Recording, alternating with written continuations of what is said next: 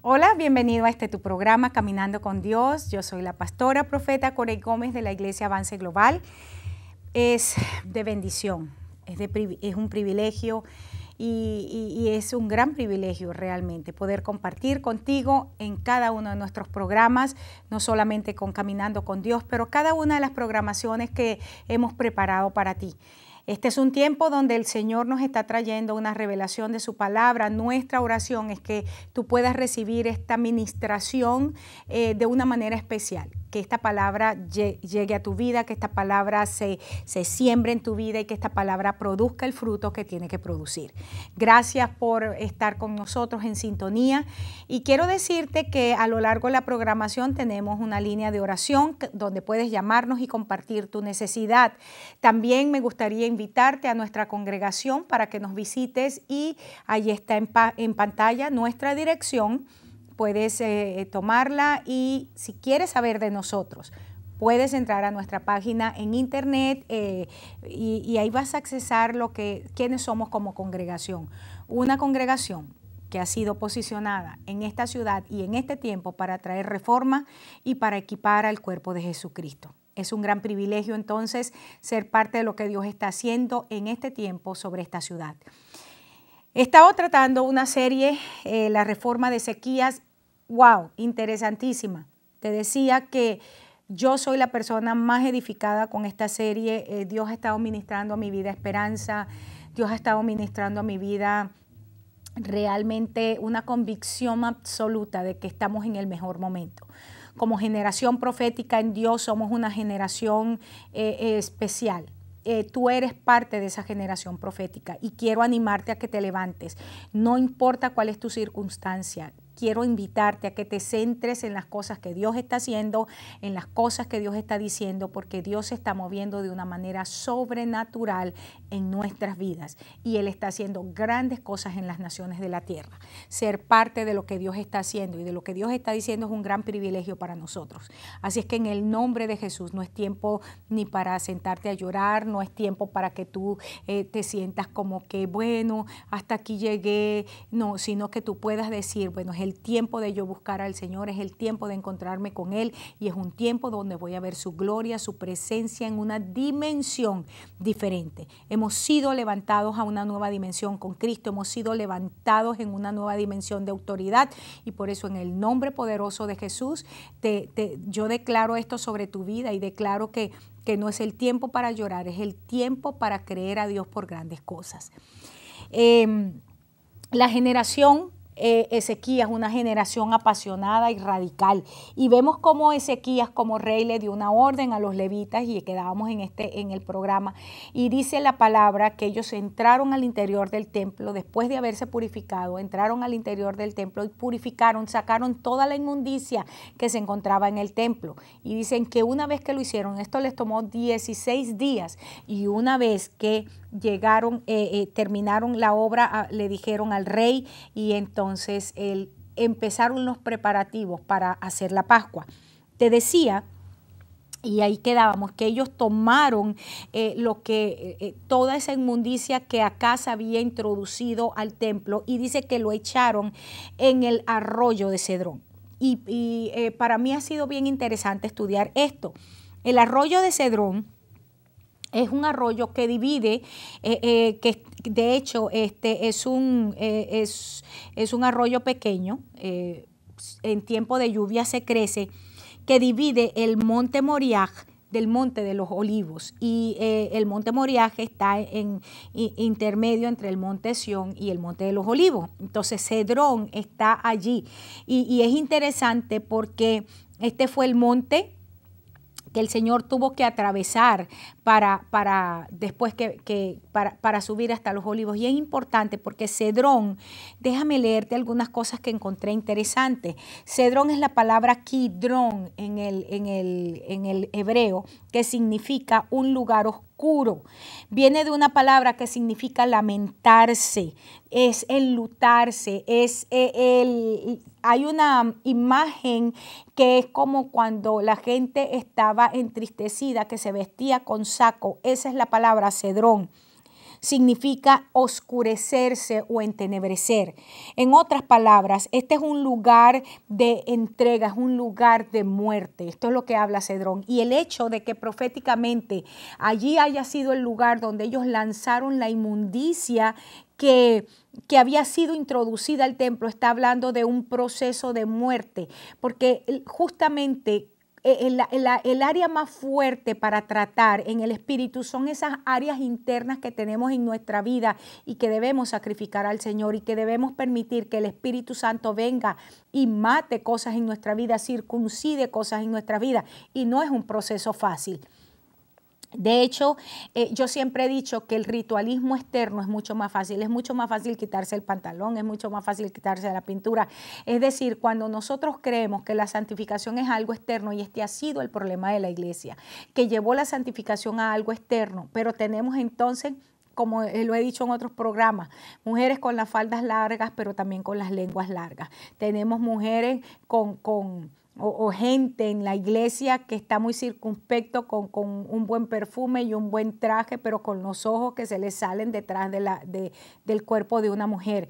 Entonces tenemos lujuria, lascivia, tenemos todo tipo de pecados dentro de la iglesia porque dejamos la santificación como algo externo. Pero cuando la santificación es interna, cuando penetramos, cuando entramos al templo y empezamos a sacar la inmundicia, necesitamos necesariamente venir a Cedrón, que es un lugar de muerte, un lugar donde nosotros decimos: muero a mis agendas, muero a mis deseos, muero a mi pasión, muero a mis necesidades, muero a mis expectativas, muero a mis sueños, para que el Señor entonces empiece a gobernar y empiece a reinar.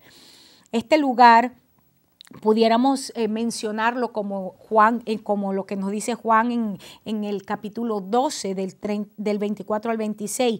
Dice el Señor hablando, dice: sí, en verdad les digo que si el grano de trigo no cae a tierra y muere, queda solo, pero si muere produce muchos frutos. Es decir, si nosotros queremos verdaderamente caminar en un proceso de santificación, sabemos que tenemos que entrar en un proceso de muerte. Y el Señor entonces, de una manera bien interesante, establece que el grano de trigo y cualquier grano, si no se muere cuando cae a tierra, entonces no va a quedar desnudo y no va a producir el fruto que tiene que producir. Nosotros somos de esa misma manera. Y recuerda que el Señor estaba hablando aquí, estaba anunciando su muerte. Verso 25 dice: el que ama su vida la pierde, y el que aborrece su vida en este mundo la conservará para vida eterna. ¿Qué está diciendo? El que ama su vida, el que ama su estilo de vida, el que justifica su manera de vivir, el que empieza a decir: bueno, lo que pasa es que yo soy así porque como cuando yo era chiquita a mí me violaron, como cuando yo era chiquito a mí me abusaron, como mis padres fueron negligentes, entonces por eso yo soy un abusador, o yo soy una abusadora, o yo soy negligente con mis hijos, o yo soy un chismoso, yo soy un resentido social. Podemos sacar mil excusas a nuestras actitudes presentes. Esto es lo que dice aquí la Biblia. Dice: si tú amas, si tú le buscas excusas, si tú le buscas explicación, justificación a tu manera de vivir, ¿qué va a pasar? Vas a perder tu vida, es decir, vas a terminar en muerte. Pero el que aborrece su vida, el que entiende que la forma, su estilo de vivir presente es un estilo de vida que no agrada al Señor, dice, entonces, dice, la conservará para vida eterna. En otras palabras, somos llevados a una dimensión de vida que es mucho más abundante y que es verdadera. Verso 26, si alguno me sirve, que me siga, y donde yo estoy, allí también estará mi servidor. Si alguno me sirve, el Padre lo honrará. ¿A qué está refiriéndose? Recuerda que el Señor estaba anunciando su muerte y estaba diciendo: yo tengo que pasar por un proceso de muerte, pero el que me sirve tiene que seguirme en el mismo proceso de muerte. El que me sirve tiene que seguirme en el mismo proceso de sacrificio y en el mismo proceso de sufrimiento. Y entonces mi Padre va a honrar a aquel que me sigue de esta manera. El valle, entonces, es un lugar donde morimos a nosotros mismos y donde vamos a enterrar todo aquello que se ha convertido en nuestro ídolo. No te olvides que lo que introdujo acá, una de las cosas que introdujo al templo fue el altar que él encontró en Damasco, aquel altar de aquel Baal que estaba en Damasco y que él mandó a reproducir en el templo del Señor. Y esa es la razón por la cual Todas estas cosas no solamente tienen que salir de nuestras vidas, tienen que morir, tienen que ser destruidas, porque ahora nosotros somos el santuario del Señor y tiene que ser un lugar donde el Señor encuentre reposo. Así como aquella paloma representando al Espíritu Santo. Cuando Noé la mandaba a buscar aquella paloma, a ver si ya había tierra donde reposar. Y siempre regresaba, y siempre regresaba. Regresó un día con un olivo. Y recuerda que el olivo tiene un significado bien interesante en la palabra, hasta que llegó el día que ya aquella paloma no regresó y él supo que ya había tierra firme donde reposar. De la misma manera, el Señor quiere encontrar en nosotros un lugar donde reposar, donde su Espíritu Santo pueda reposar para empezar a producir en nosotros el cambio, la transformación a la imagen y semejanza de Cristo. Esto es una bendición. Ahora, a mí me parece interesante que en el arroyo de Cedrón es el lugar donde otros reyes también tiraron a la basura, vamos a decir, o lanzaron la inmundicia del templo. Eso lo puedes buscar y no lo voy a leer, pero en Primera de Reyes, capítulo 15, del verso 11 al 13, encontramos que el rey Asa también en su proceso de limpieza del templo también lanzó en el torrente de Cedrón o en el arroyo de Cedrón, lanzó las inmundicias del templo. Y en Primera de Reyes 23 del 5 al 6 encontramos que el rey Josías hizo lo mismo. Entre paréntesis, déjame decirte que otra de las series que voy a tratar con ustedes es la reforma de Josías, porque a mí este rey y la reforma que hizo, de la misma manera que Ezequías, ha impresionado muchísimo mi vida. Y quiero compartir con ustedes principios en la reforma de Josías que creo que son determinantes para nosotros en este día que estamos caminando. Y estoy hablando en este día en el Señor.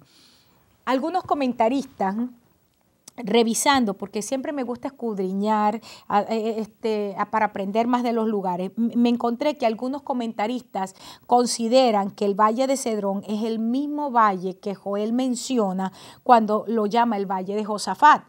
Hay algunos comentaristas que están a favor y algunos que están en contra. Estaba leyendo ambas posiciones, pero me llama la atención esto. Y el Valle de Josafat, allí en Joel, es el sitio donde el Mesías va a juzgar a las naciones. Y te estoy diciendo que sí, que de ser así, porque el torrente de Cedrón es ese lugar de muerte, entonces es un lugar de juicio. Porque la muerte es la ejecución del juicio. Y si lees ahí Joel 3, versos 1 y 2, dice que en aquellos días y en aquel tiempo en que haré volver la cautividad de Judá y de Jerusalén, reuniré a todas las naciones y las haré descender al valle de Josafat y allí entraré en juicio con ellas a causa de mi pueblo y de Israel, mi heredad, a las cuales esparcieron entre las naciones y repartieron mis tierras. Ahora, esta profecía que Joel está dando aquí, por supuesto, es una profecía que en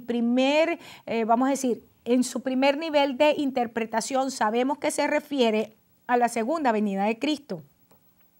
Pero recuerda que toda palabra, y lo he dicho en varios programas, no tiene un solo nivel de interpretación. La Biblia tiene por lo menos cada pasaje 70 niveles de interpretación. Y otra siguiente interpretación es que cuando el Señor viene a juicio a nuestras vidas, nos lleva al Valle de Josafat. Ahora, ¿qué fue lo que pasó en el Valle de Josafat? Recuerda, si te vas a Segunda de Crónicas, capítulo 20, verso 11, ahora todo el capítulo 20 de Segunda de Crónicas es importantísima, porque es la famosa guerra que tiene Josafat en contra de aquellas tres naciones, Amón, Moab y Seir, que vinieron en contra de Judá. Pero una de las declaraciones cuando esto está ocurriendo que hace Josafat dice, aquí ellos nos dan el pago viniendo a rogarnos de la heredad que tú, Señor, nos diste en posesión. Y verso 12, mira lo que dice Josafat para que entendamos qué implica el Valle de Josafat. Dice, oh Dios nuestro, ¿no los juzgarás tú? Por eso es que es el Valle del Juicio, porque en nosotros no hay fuerza contra tan grande multitud que viene contra nosotros. No sabemos qué hacer y a ti volvemos nuestros ojos. En otras palabras, si Cedrón es el valle de Josafat, y el valle de Josafat es un valle donde el Señor establece el juicio en contra, y ya ve ahora a las naciones como los enemigos del Señor, o sea, cómo han esparcido a la iglesia, cómo han tratado de destruirnos como gente de Dios, como templo, aquellas cosas que han entrado para destruirnos como morada de Dios. El Señor dice, yo los voy a llevar al valle de Josafat. Y hay tres cosas que lucharon, que vinieron en contra de Josafat aquí en 2 de Crónicas 20. Amón y Moab son los descendientes de Lot. Yo enseñé en algún momento de esto, y esto habla en contra de todo lo que se levanta, toda la perversión que se levanta en contra del orden de familia, en contra del orden de casa que se llama familia. Y es muy importante, es todo lo que pervierte relaciones padres e hijos y padres, porque recuerda que son hijos de incesto, o sea, son hijos incestuosos que tuvo este hombre con sus hijas. Y luego tenemos aquí que los del monte de Seir son los descendientes de Esaú, y son gente que se rebelaron en contra del propósito de Dios abiertamente. Entonces es muy importante que tú entiendas que estamos hablando entonces de rebelión y estamos hablando de perversión. Son enemigos que han venido en contra de la iglesia y en contra de la familia de Dios en este tiempo. Y el Señor está diciendo, es necesario, si queremos entrar en un proceso de purificación, nosotros necesitamos enfrentar estos enemigos que están destruyendo los valores de la familia que el Señor nos ha entregado. Y creo que este es un tema sumamente relevante para este momento. ¿Sabes por qué? Porque ¿cuáles son las cosas que se están levantando en contra del orden familia, en contra de la iglesia en este momento? Es tratándonos de hacer redefinir el matrimonio, es tratando de hacernos redefinir la relación entre el hombre y la mujer. Es que quieren que redefinamos en qué términos nos tenemos que relacionar padres e hijos, hijos y padres. Y tenemos sistemas educativos en este momento, aún sistemas financieros que quieren separar a la familia. Sabes que paga menos impuestos una pareja que no es casada que una que es casada. Entonces te encuentras una cantidad de leyes, una cantidad de cosas que están en contra del orden familia para destruirlo. Pero yo creo que es el momento que nosotros vayamos al valle de Josafat, que es el valle de la decisión, que es un valle donde tenemos que morir a muchísimas cosas, tomar decisiones radicales en Dios y entonces volcarnos para encontrarnos con nuestro Señor en una nueva dimensión, en un nuevo tiempo. Dice en el verso 12, nuevamente, de ahí de 2 de Crónicas 20, dice, oh Dios nuestro, no los juzgarás tú, porque en nosotros no hay fuerza contra tan grande multitud que viene contra nosotros. No sabemos qué hacer y a ti volvemos nuestros ojos. Y un gran sector de la iglesia se siente de esta manera, frente al bombardeo que tenemos a través de los medios de comunicación, frente al bombardeo que tenemos a través de el sistema educativo, el sistema político, donde nos están diciendo, ustedes tienen que ser políticamente correctos, ustedes no pueden seguir hablando. Y cuando nosotros entonces denunciamos el pecado, dicen que es un lenguaje de odio, que promueve el odio y que promueve la segregación. Y yo creo que es el momento donde nosotros, con todo este ejército tan grande que está viniendo en contra nuestra, que nosotros digamos, Señor, nosotros frente a este ejército tan numeroso que viene, no tenemos la fuerza, pero nosotros volvemos nuestros ojos a ti, Señor, porque nuestro socorro viene de lo alto. Nuestra ayuda viene de Jehová, que hizo los cielos y la tierra. Nuestro Redentor, el Santo de Israel, Jehová de los ejércitos, no va a permitir que su iglesia perezca ante tal ejército. Es tiempo entonces de ir al valle de Josafat. El nombre Josafat, de hecho, es un nombre sumamente interesante porque significa Dios juzgará. Y es tiempo, yo declaro en el nombre de Jesús que nuestro Dios se levanta como Dios justo, como Rey justo y como juez justo, que toma nuestra causa y pronuncia el dictamen que es a favor de sus hijos, y no porque simplemente seamos sus hijos, sino porque somos una iglesia que se está atreviendo a caminar en el orden y en la autoridad del Señor de la manera que ha sido prevista.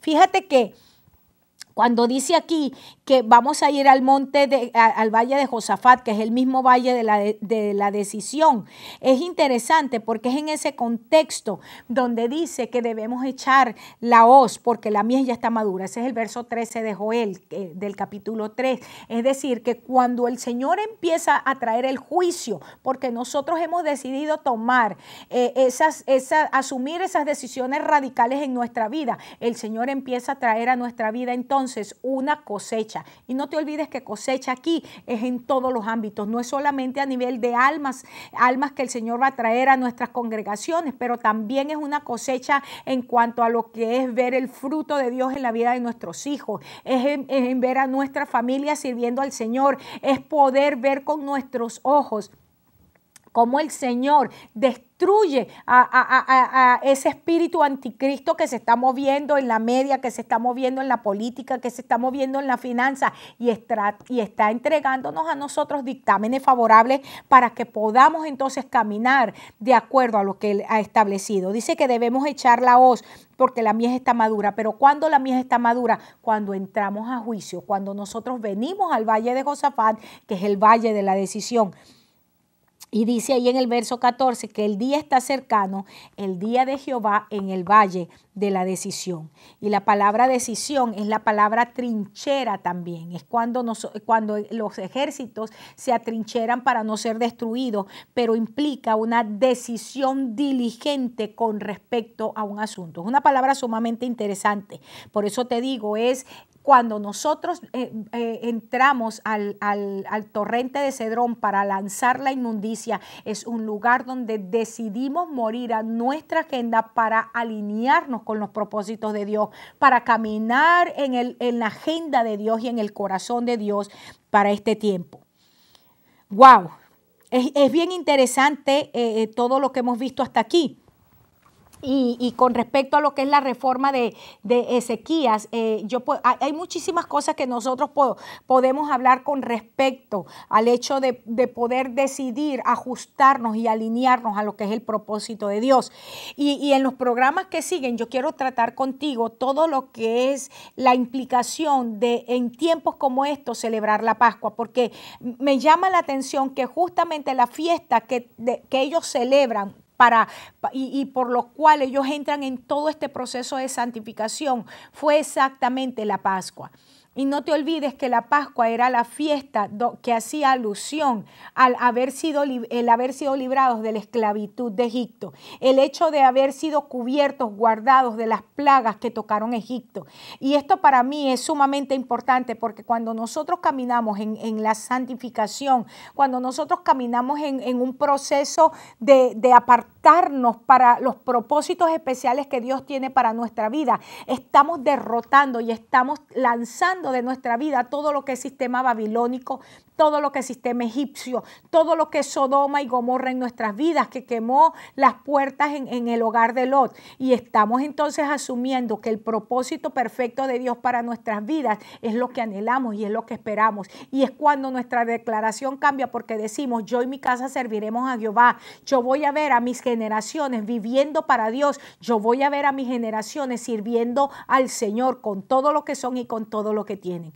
Es una declaración que tenemos que hacer con firmeza y yo creo que estamos en un momento, hermanos, donde estamos en el monte de la decisión, donde estamos en el monte de Josafat, donde estamos en ese valle, en el valle de Josafat, en el valle de la decisión y estamos decidiendo por la agenda de Dios, estamos decidiendo como Jesús. Señor, Él le dijo, cuando estaba allí en Getsemaní, le dijo, Señor, si se puede, si existe la posibilidad, pasa de mí esta copa, pero que sea tu voluntad y no la mía. Es decir, si esta copa va a pasar no es porque es mi deseo y es mi corazón lo que va a prevalecer, sino, Señor, que por encima de todo sea tu voluntad. Y si para que tu voluntad sea establecida, yo me tengo que tomar la copa del sufrimiento, la copa de la muerte, entonces lo hago, era lo que estaba diciendo el Señor.